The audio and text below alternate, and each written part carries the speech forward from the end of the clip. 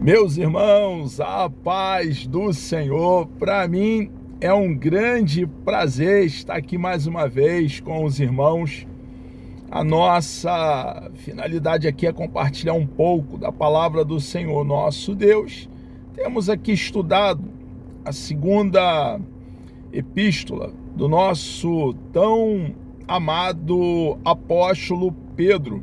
Hoje chegamos aqui no capítulo 1, no versículo 12, onde Pedro prossegue no seu ensinamento, na sua instrução, na sua doutrina de Deus, palavras perenes, eternas, para os nossos irmãos e amigos ali no primeiro século, e para nós hoje, igreja do século 21, que cremos em Cristo de todo o coração. Ele diz: por isso, sempre terei o cuidado de lembrá-los destas coisas. Pedro, no versículo anteriores, ele vem falando sobre a importância de praticar o evangelho, viver, respirar o cristianismo, e deixando bem claro que o nosso destino, por estarmos arraigados, plantado, calcado, fundamentado em Cristo, é o céu, a eternidade com o nosso amado e bondoso Deus. E tem a motivação em Pedro era de saber que eles estavam firmados na verdade, estavam vivendo o evangelho.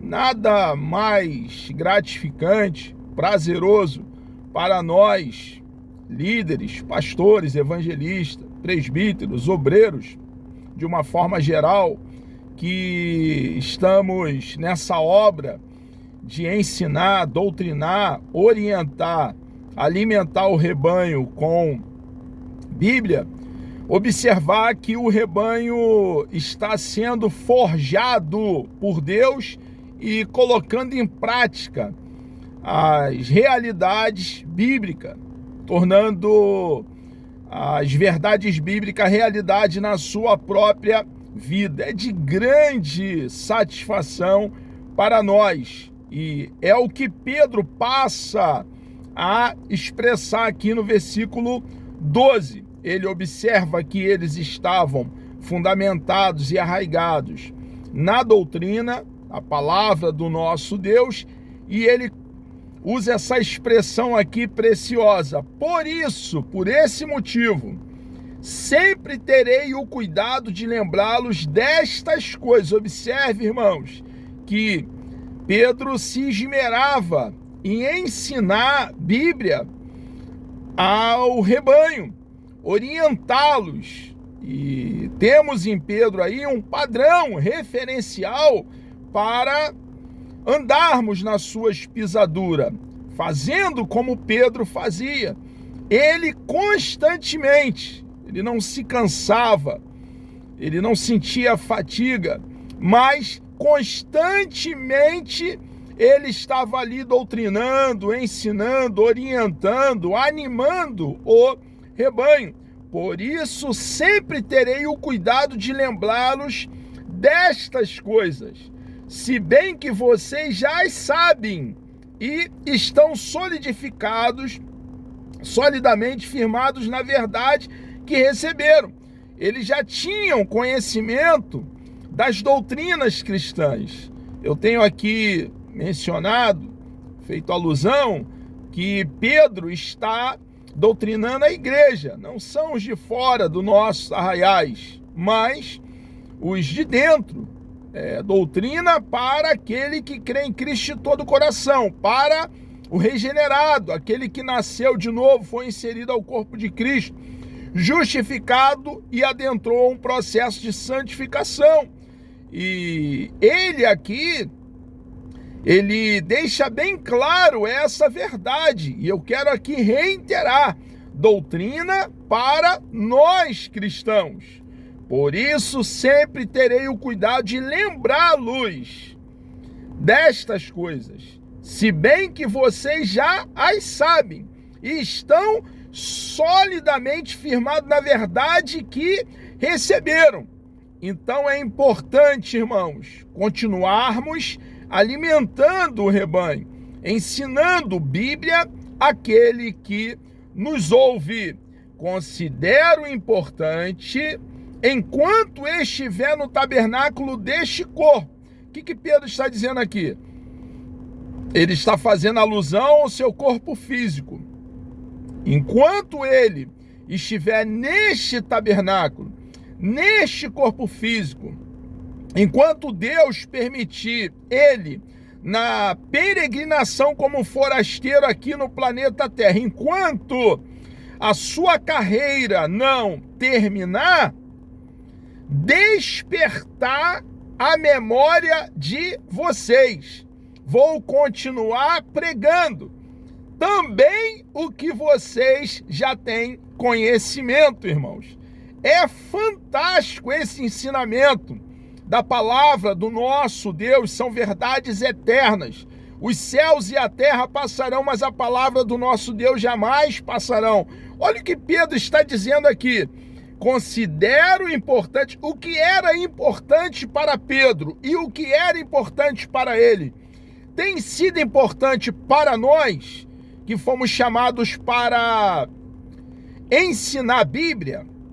Considero importante, enquanto estiver no tabernáculo deste corpo, despertar a memória de vocês. Ele está dizendo, enquanto eu viver, vou continuar doutrinando o rebanho, ensinando o rebanho, cumprindo o meu chamado, a minha vocação, que recebi da parte do próprio Deus. É que o que Pedro está aqui ensinando, e nós, líderes, devemos andar em suas pisaduras, porque sei que em breve deixarei este tabernáculo, como nosso Senhor Jesus Cristo já me revelou.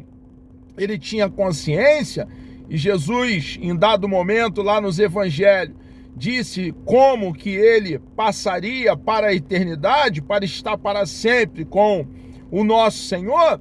Ele sabia que estava se aproximando esse tempo, que ele partiria para a eternidade para estar com o nosso Senhor e Salvador Jesus Cristo. Mas enquanto ele estivesse aqui, cumpriria a sua preciosa e tão excelsa carreira. Nós, irmãos, um dia fomos feridos pelo Evangelho para compartilhar da verdade que nos alcançou. Eu me empenharei. Que coisa linda, irmãos, a doutrina. Eu me empenharei para que também depois da minha partida, vocês sejam sempre capazes de lembrar-se destas coisas. Então, ele não deixaria de ensinar Bíblia ao rebanho, ali a igreja, como estava fazendo, mas com todo esmero estaria se empenhando para que eles continuassem bem aceso no coração deles, da igreja, dos cristãos ali do primeiro século, e nós também hoje do século 21 que cremos em Cristo de todo o coração, vivo a doutrina, a palavra do nosso Deus, que é alimento para cada um de nós que cremos em Cristo de todo o coração. De fato, não seguimos fábulas engenhosamente inventadas quando falamos a vocês a respeito do poder e da vinda de nosso Senhor Jesus Cristo. Ele está dizendo aqui que ele não entra em especulações vãs, em filosofias, debalde inútil, sem nenhum valor, mas ao contrário, é o que ele está dizendo aqui, ao contrário, nós fomos testemunhas oculares da sua majestade. Ele viveu com o nosso Senhor e Salvador Jesus Cristo por aproximadamente 3 anos a 3 anos e meio. quando durou o ministério do nosso Senhor e Salvador Jesus Cristo, ele comeu junto com ele, recebeu do nosso Senhor e Salvador Jesus Cristo instruções, ensinamentos, foi forjado, foi testemunha ocular dos fatos e estava pronto para dar a vida pela causa, porque era a causa de Deus. Irmãos, nós precisamos continuar com muito esmero, cuidado, dedicação, cumprindo a carreira que nos está proposta. Ele recebeu, ele faz aqui alusão ao nosso Senhor e Salvador Jesus Cristo. Ele quem? Ele está dizendo, fazendo referência a Jesus. Ele recebeu honra e glória da parte de Deus Pai, quando da suprema glória lhe foi dirigida a voz que disse: este é o meu filho amado, de quem me agrado. Ele lembra de um fato, um episódio que muito marcara a vida dele e dos demais que ali estavam. No monte, lá no cume do outeiro, no Monte Santo, quando Jesus, ele ali foi transfigurado, eles puderam ver o nosso Senhor e Salvador Jesus Cristo em toda a sua glória. E ali o Pai da eternidade falou e eles ouviram: este é o meu filho amado em quem me comprazo. Nós mesmo, Pedro falando, se referindo a ele e aqueles que ali com Pedro estava, no tão conhecido monte onde aconteceu a transfiguração do nosso Senhor e Salvador Jesus Cristo, nós mesmo ouvimos essa voz vinda dos céus, quando estávamos com ele no Monte Santo. Ele está aqui, irmãos, afirmando que é testemunha ocular dos fatos. E essa verdade precisa estar viva, acesa, sendo cada dia desenvolvida dentro dos nossos corações e com o coração inflamado, a alma em chamas. Precisamos compartilhar dessa verdade da palavra do nosso Deus com aqueles que nos ouvem. Pedro prossegue: assim temos ainda mais firme a palavra dos profetas, e vocês farão bem se ela prestarem atenção, como a uma candeia, a uma luz que brilha em lugar escuro até que o dia clareie e a estrela da alva nasça no coração de vocês. Os profetas veterotestamentários haviam vaticinado, predito, profetizado a respeito da vinda do eterno Filho de Deus, do Salvador, e ali estava eles presenciando o nosso Senhor e Salvador Jesus Cristo em toda a sua glória. Irmãos, nós precisamos então ter bem arraigado, fundamentado essas doutrinas consistentes e está então ensinando o alimento da ovelha é Bíblia, não é fábulas, debalde inútil, não são vãs filosofias, não, 1000 vezes não.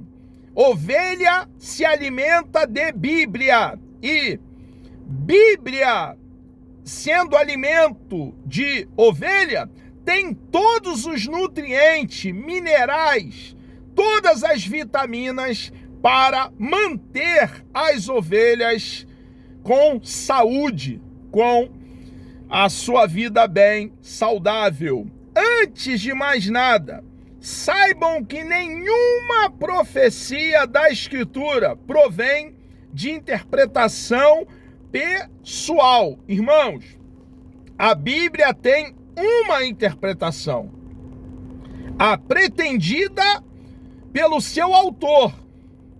E o autor da Bíblia é o próprio Deus. E nós precisamos entender que requer de nós dedicação diária, tomar tempo para debruçar sobre o rolo sagrado, as sagradas letras, e uma vez entendendo, sacar do rolo sagrado as suas verdades e compartilhar com aqueles que nos ouvem. A profecia, ela jamais poderá ser formatada no homem. Nenhum homem tem autoridade para formatar a profecia. A confissão positiva não tem nenhum calcamento, respaldo, fundamentação bíblica. A profecia, ela nasce em Deus e passa por nós.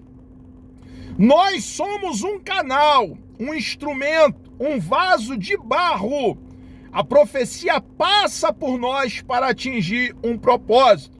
A profecia que Pedro está fazendo alusão aqui foi uma profecia dada aos escritores do Antigo Testamento. E houve uma inspiração única, singular. O Espírito de Deus soprou para dentro deles, para que então eles pudessem registrar com isenção de erro, de forma perfeita, a vontade de Deus. E aqui no texto, dentro desse contexto, as profecias apontavam para o grande acontecimento da vinda do nosso Senhor e Salvador Jesus Cristo, o que acontecer ali no primeiro século. Nenhuma profecia ali, ela deve ser de interpretação pessoal, é o que Pedro está aqui afirmando, pois jamais a profecia teve origem na vontade humana, jamais. Mas homens, ao contrário, homens falaram da parte de Deus, impelidos pelo Espírito Santo. Claro que nós sabemos que nessa inspiração bíblica, onde o Espírito Santo soprou para dentro dos escritores bíblicos, eles não foram usados como uma espécie de robôs. Pelo contrário, Amós era cultivador de sicômoro, boeiro, e ele escreveu ali de forma perfeita o que estava registrando, dentro das suas características de um homem do campo. Lucas era um doutor, um médico. Ele então escreve e ali está as suas características, as características de alguém muito culto. Mas o Espírito de Deus inspirou, e falando de todo o cano sagrado, da vara de medir, os aproximadamente 40 escritores. E hoje, irmãos, você e eu, minha irmã, meu irmão, somos um privilegiado, porque temos o rolo sagrado, o cano, os 66 livros, inspirado pelo nosso Deus, e devemos ser norteados pelo nosso manual, pela a nossa bússola, regra de fé e prática. Amados, chegamos aqui ao término de mais uma exposição aqui nessa segunda carta do nosso tão amado apóstolo Pedro. Deus me dando vida até lá, querendo o nosso amado e bondoso Deus. No próximo encontro, então, estaremos aqui falando a partir do capítulo 2, o primeiro versículo. Vamos orar? Deus amado, nós louvamos e engrandecemos o teu nome. Obrigado por essa grande oportunidade que o Senhor nos concede mais uma vez, estar aqui falando da tua bendita e preciosa palavra. Por favor, meu Deus, Nos dê um dia abençoado, produtivo, um dia na tua presença. Abençoe também, por favor, meu Deus, todos aqueles que estarão participando mais esse estudo conosco, ó Pai. Entregamos a vida de cada um nas tuas mãos. Muito obrigado por termos a tua palavra para nos orientar, nos guiar, nos governar, meu Deus. Continue conosco, nos dando coragem, poder, unção, ousadia para continuar cumprindo o ministério que recebemos da tua parte. Assim oramos, agradecidos por tudo, em nome de Jesus.